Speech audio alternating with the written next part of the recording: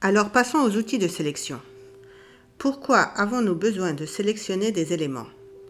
Eh bien parce qu'il se peut que nous ne voulions pas travailler avec toutes les localités ou toutes les municipalités du pays.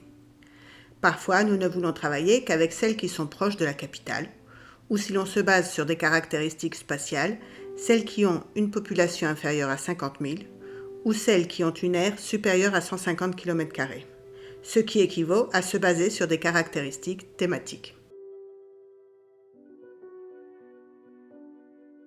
Commençons avec l'outil Sélectionner les entités avec un rectangle ou un simple clic.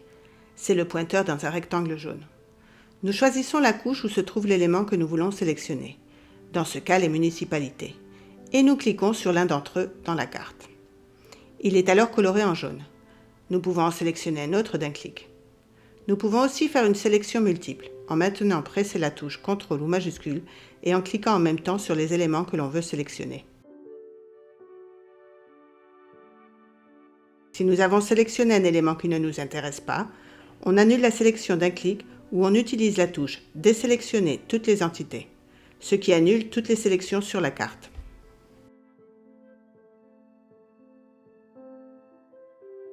Une autre façon d'utiliser cet outil consiste à dessiner un rectangle de sélection qui sélectionne tous les éléments qui coupent ce rectangle, même si c'est sur une petite zone. Dans ce cas, nous pouvons aussi utiliser la sélection multiple avec la touche CTRL. À côté de l'icône « Sélectionner les entités avec un rectangle » ou un simple clic, il y a un petit bouton avec une flèche pour dérouler la liste d'outils de sélection. Nous choisissons la deuxième « Sélectionner les entités avec un polygone ». C'est le même principe. Nous dessinons un polygone qui représente la zone qui nous intéresse et quand tous les côtés sont dessinés, nous confirmons d'un clic du bouton droit. Et tous les éléments qui coupent ce polygone seront sélectionnés.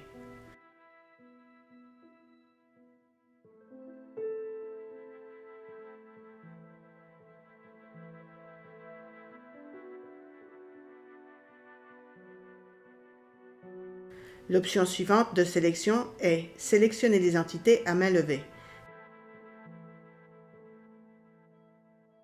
qui nous permet de dessiner l'aire de sélection directement entre deux clics, comme si c'était un crayon.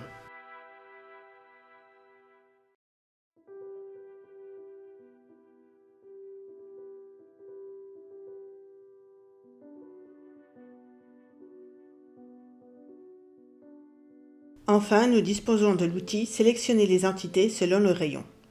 Il nous permet de cliquer au centre d'un cercle de sélection, ce qui augmentera son rayon, soit à la main, soit en définissant son rayon dans le formulaire.